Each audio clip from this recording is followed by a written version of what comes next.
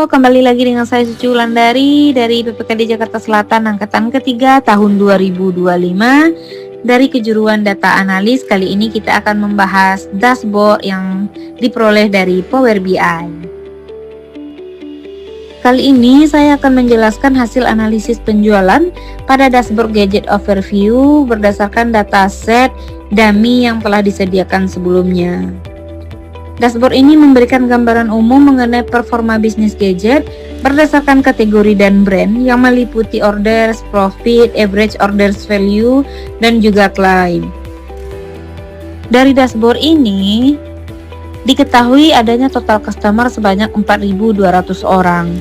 Kemudian diketahui juga adanya total order sebanyak 40.000 transaksi yang tercatat dari tanggal 1 Januari 2024 sampai dengan 30 Juni 2026. Dengan perolehan revenue itu mencapai 158,9 miliar. Terlihat juga pada CAR average order value atau nilai rata-rata transaksi per pembelian adalah sebesar 3,9 juta. Artinya, setiap pembelian menghabiskan hampir 4 juta rupiah untuk satu kali pembelian.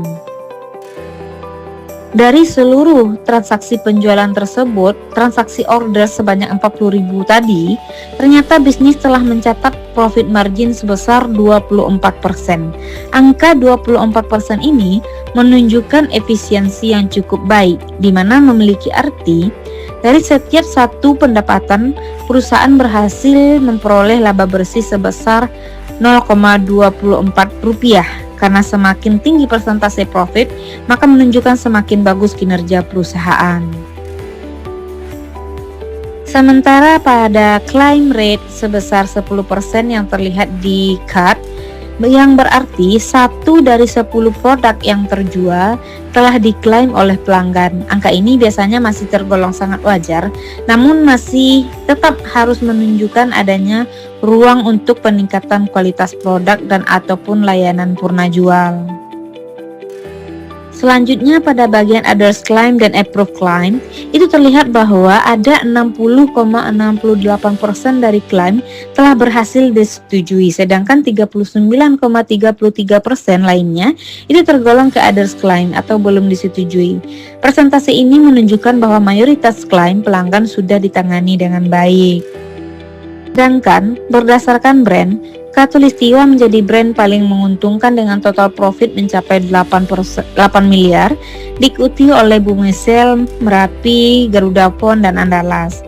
Hal ini menunjukkan bahwa brand Khatulistiwa ternyata memiliki performa keuangan yang paling kuat di antara merek lainnya.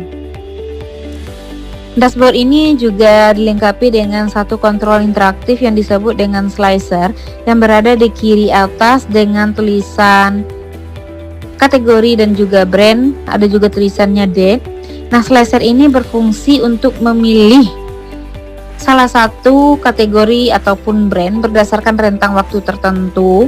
Nah, biasanya setelah kita melakukan filter terhadap salah satu slicer itu, nanti dashboard itu akan otomatis menyesuaikan sehingga kita bisa langsung melihat nih apa perubahan informasi yang telah diberikan dashboard berdasarkan slicer yang kita pilih.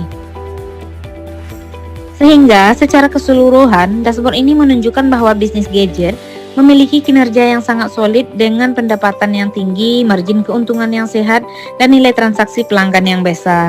Namun, tingkat klaim 10% itu tentu perlu menjadi perhatian untuk peningkatan kualitas produk dan layanannya ke depan. Dengan insight dari dashboard ini, tim dapat mengambil keputusan strategis untuk mempertahankan kategori dan brand yang paling menguntungkan sekaligus memperbaiki area yang masih berisiko tinggi terhadap klaim pelanggan. Sekian informasi dari saya mengenai dashboard Gadget Overview ini, semoga dapat dipahami dan sampai berjumpa kembali di materi berikutnya. Terima kasih.